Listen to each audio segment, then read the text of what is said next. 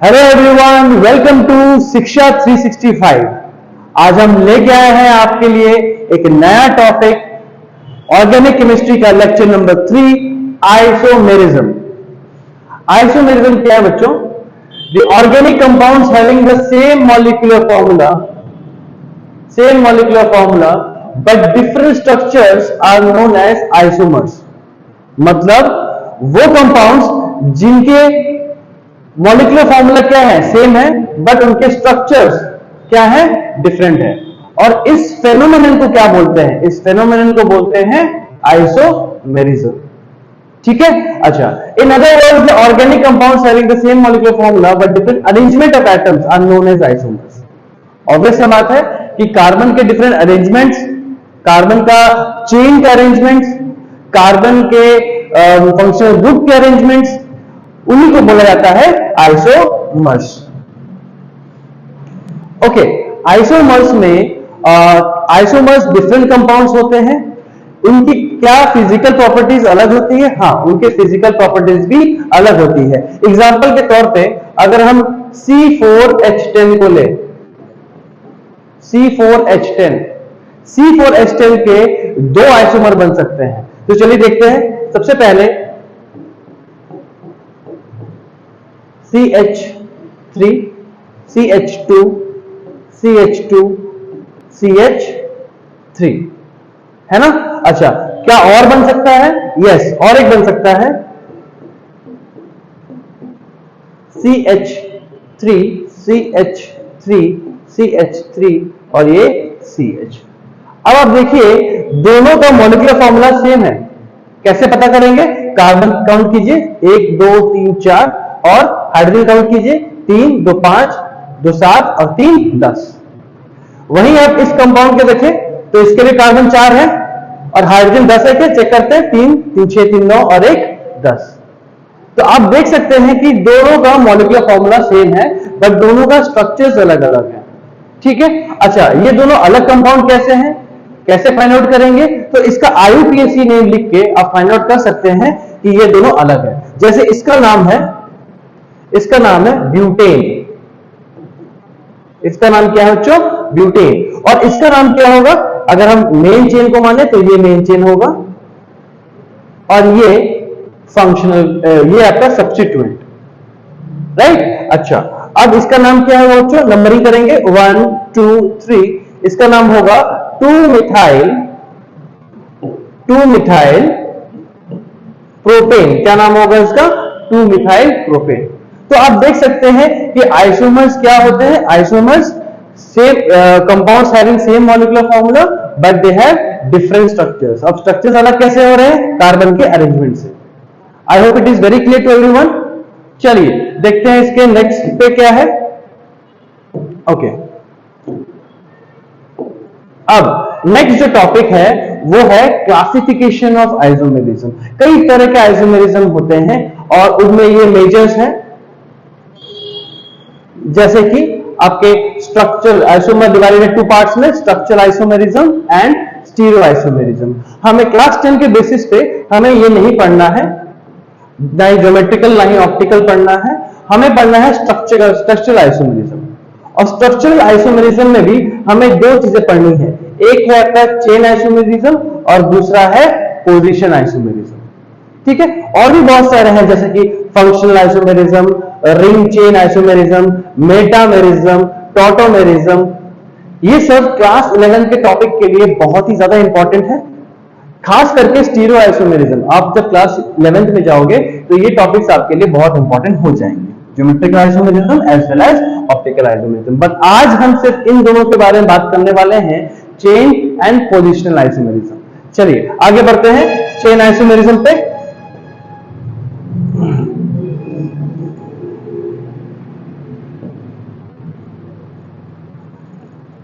ठीक है, अब स्ट्रक्चरल आइसोमेरिज्म में आपने बताया था कि स्ट्रक्चरल आइसोमेरिज्म बेसिकली क्या होता है? 1 2 3 4 6 टाइप्स के होते हैं। चेन आइसोमेरिज्म पढ़ना है हमें, और चेन आइसोमेरिज्म पढ़ना है हमें, और पोजीशन आइसोमेरिज्म पढ़ना है। ठीक है, चलिए आगे देखते हैं। चेन आइसोमेरिज्म पे डिस्कस करेंगे थोड़ा सा। ओके, चेन आइसोमेरिज्म क्या है बच्चों? देखिए, The same molecular formula represent two or more compounds. Number 2, it differs in the nature of carbon chain. मतलब दोनों आइसोमर डिफरेंट कैसे होंगे?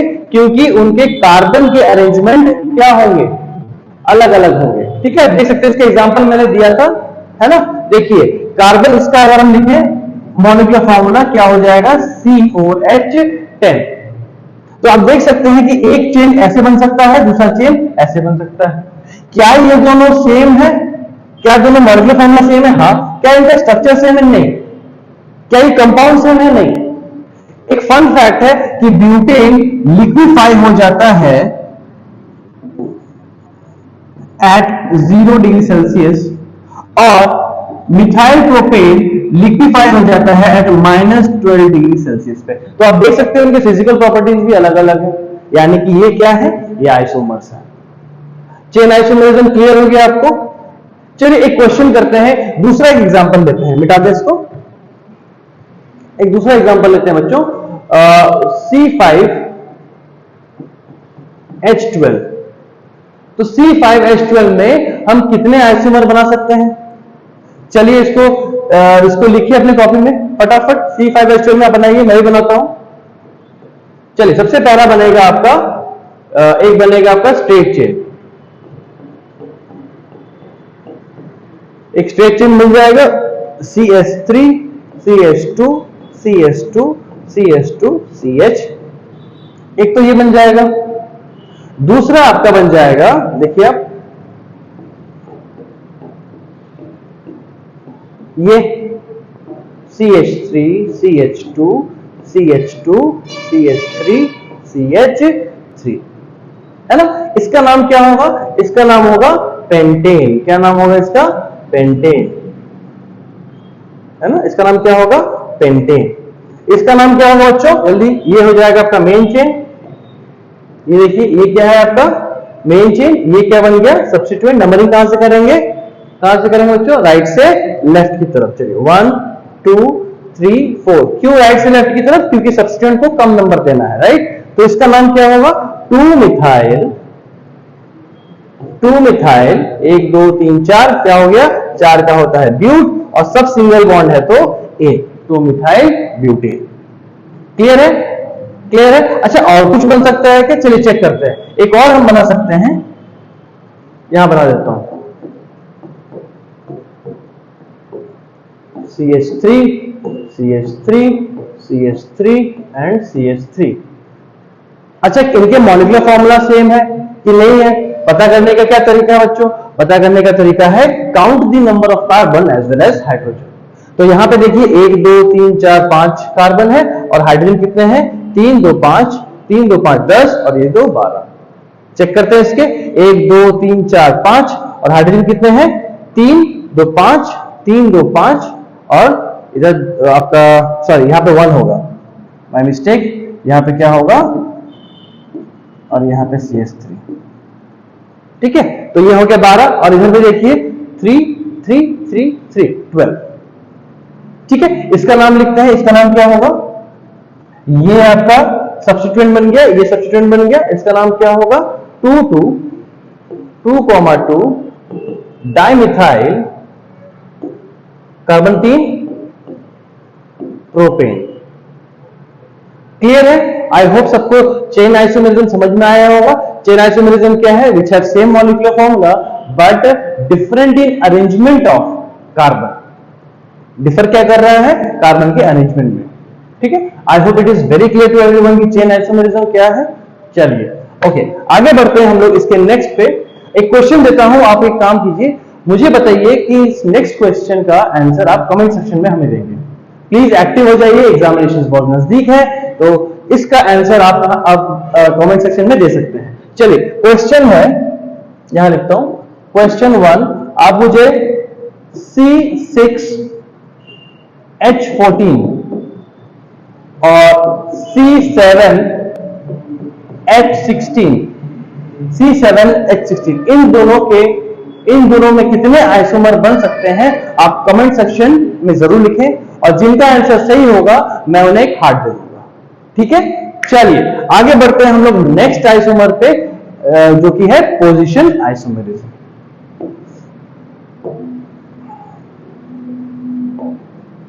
ओके, तो पोजीशन आइसोमेरिज्म में देखिए क्या है। पोजीशन आइसोमेरिज्म क्या कहता है, compounds which have same molecular formula and represents to और मोर कंपाउंड्स। सेकंड पॉइंट क्या कहता है, it differs in the position of same functional group. Example के तौर पे हम एक्सप्लेन कर देते हैं। देखिए अब ध्यान से सुनिए, पोजीशन आइसोमेरिज्म में कार्बन का अरेंजमेंट चेंज नहीं होता है। पोजीशन आइसोमेरिज्म में कार्बन का अरेंजमेंट चेंज नहीं होता है। होता क्या है, जो डबल बॉन्ड है, ट्रिपल बॉन्ड है, या फंक्शनल ग्रुप है, या सब्स्टिट्यूएंट है, इनके पोजीशन चेंज होते हैं, जिसके वजह से कंपाउंड अलग हो जाते हैं।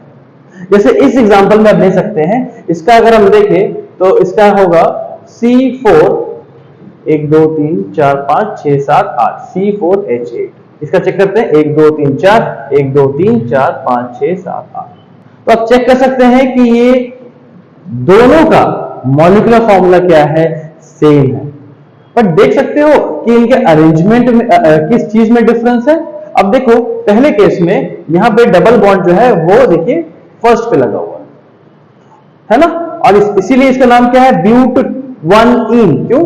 क्योंकि 1 2 3 4 कार्बन है, नंबर यहां से स्टार्ट करेंगे 1 2 3 4, है ना। तो डबल बॉन्ड का नंबरिंग स्टार्ट हो रहा है 1 से। यहां पे चेक करते हैं, इसका नाम है ब्यूट 2 इन। क्यों? क्योंकि डबल बॉन्ड जो है वो सेकंड पोजीशन पे है। चेक कीजिए 1 2 3 4, देख सकते हैं आप C4H8, है ना। दोनों का मॉलिक्यूलर फॉर्मूला सेम है, बट इनके स्ट्रक्चर्स अलग अलग है। क्लियर है? कोई दिक्कत? चलिए एक और क्वेश्चन ट्राई करते हैं। इसमें एक दूसरा एल्कीन ग्रुप या अल्काइन ग्रुप लेते हैं। चलिए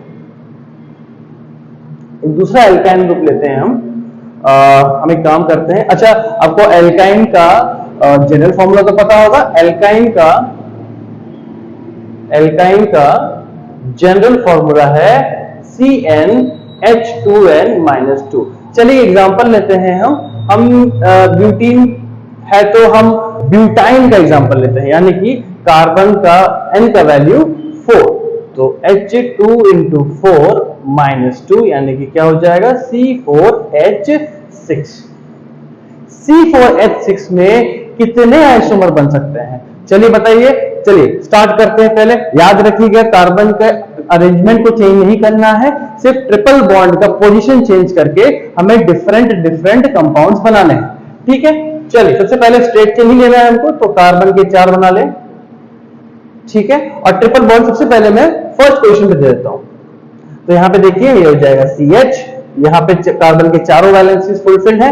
नेक्स्ट वाला देखिए आप CH2, और ये है आपका CH3। ठीक है, अच्छा कुछ और बन सकते हैं क्या, ये चलिए चेक करते हैं। कार्बन कार्बन कार्बन कार्बन, और सेकंड पोजीशन पे मैं ट्रिपल बॉन्ड दे देता हूं, और हाइड्रोजन पुट कर देते हैं CH3। यहां पे इस कार्बन का वैलेंसी फुलफिल्ड है, इस कार्बन का वैलेंसी भी फुलफिल्ड है, यहां पे लिख देंगे CH3। क्या दोनों के मॉलिक्यूलर फॉर्मूला सेम है? चेक कर लेते हैं। कार्बन है 4, यस। हाइड्रोजन कितने हैं, 6, 3 2 5 1 6, यस। इसका देखते हैं 1 2 3 4, और हाइड्रोजन है 3 + 3 6, यानी मॉलिक्यूलर फॉर्मूला तो सेम है, बट ये दोनों डिफर करते हैं किसमें, अरेंजमेंट ऑफ ट्रिपल बॉन्ड देखिए, पोजीशन ऑफ ट्रिपल बॉन्ड। अच्छा इसका नाम क्या होगा, इसका नाम होगा, 4 कार्बन है तो ब्यूट, फर्स्ट पोजीशन पे है 1 2 3 4, तो इसका नाम होगा ब्यूट 1 आइन, और दूसरे वाले का नाम क्या होगा, but 2 yne. I hope it is very clear to everyone. Position isomerism क्या होता है, क्लियर है सबको? चलिए एक और क्वेश्चन देते हैं, आप ट्राई कीजिए इसको। एक और क्वेश्चन देते हैं, C5H10O, C5H10O। चलिए इसका बनाइए, कोशिश कीजिए, वीडियो को पॉज कर दीजिए और इसको बनाइए, इस क्वेश्चन को बनाइए। चलिए फिर आगे बढ़ते हैं। तो कार्बन 5 है, 1 2 3 4 5। याद रखिएगा कार्बन का अरेंजमेंट चेंज नहीं करना है। ठीक है। फिर हाइड्रोजन पुट कर रहे। अच्छा, ये कौन सा ऑर्गेनिक कंपाउंड है ये मैं बता देता हूं। मैं नेक्स्ट लेक्चर में आईयूपीएसी का नोमेनक्लेचर कराऊंगा, उसमें मैं डिटेल से बताऊंगा कि अलग अलग फंक्शनल ग्रुप के जनरल फॉर्मूला क्या होते हैं, है ना, उनको उनका सफिक्स क्या होता है, उनको लिखना कैसे है, वो सब मैं नेक्स्ट वीडियो में आपको बता दूंगा। चलिए, तो यहाँ पे ये एक्चुअली में है कीटोन। कीटोन का सफिक्स होता है ONE, ओन होता है। बहुत सारे बच्चे ओन को वन बोलते हैं, बट नहीं, ये ओन है, ठीक है। तो इसका नाम देखिए। अच्छा, कीटोन एक टर्मिनल फंक्शनल ग्रुप नहीं है। टर्मिनल फंक्शनल ग्रुप का मतलब ये होता है जो एंड में लगे, जैसे कि कार्बोक्सिलिक एसिड आपका TFG है, टर्मिनल फंक्शनल ग्रुप। एल्डिहाइड आपका TFG है, terminal functional group. Ketone middle में कहीं भी लग सकता है। चलिए, तो इसका पोजीशन देखते हैं। मान लेते हैं हम पहले यहां डाल दें, फिर हाइड्रोजन पुट कर दें, CH3 CH2 CH2, यहां पे इसकी वैलेंसी फुलफिल है, CH3। काउंट कर लेते हैं। चलिए, कार्बन 5 है, 1 2 3 4 5, यस। हाइड्रोजन 10 है, देखिए यहां पे, हाँ 10 है, और एक ऑक्सीजन।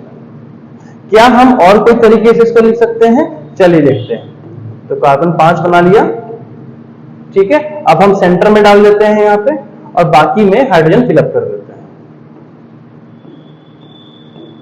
है ना। चलिए, अब इसका नाम क्या होगा बच्चों? अच्छा, ये तो हो गया आपका मेन चेन, ये आपका हो गया मेन चेन। नंबरिंग करेंगे 1 2 3 4 5। तो देखिए, सेकंड पोजीशन पे डबल कार्बन के ऊपर डबल वन ऑक्सीजन, और यही हमारा फंक्शनल ग्रुप भी है कि नहीं। तो इसका नाम होगा बच्चों, कार्बन है कितने, 1 2 3 4 5, तो पेंटेन लिखेंगे। पेंटेन का ई नहीं लिखेंगे, ठीक है, पेंटेन। और पोजीशन क्या लिखेंगे? 2, और इधर हो जाएगा ओन। इसका ये हो जाएगा आपका मेन चेन। नंबरिंग कहीं से भी करें, सेम नंबर पे लेगा, 1 2 3 4 एंड 5, ठीक है। इसका नाम क्या होगा? पेंटेन 3 ओन, ठीक है। क्लियर? और कुछ बन सकता है? नहीं, दो ही बनेंगे, C5H10O के, यानी कि कीटोन के 2 ही आइसोमर बन सकते हैं। आई होप आपको ये वीडियो बहुत अच्छा लगा होगा। आइसोमर को हमने बहुत डिटेल्स में समझा, ठीक है। प्लीज सपोर्ट करते रहे।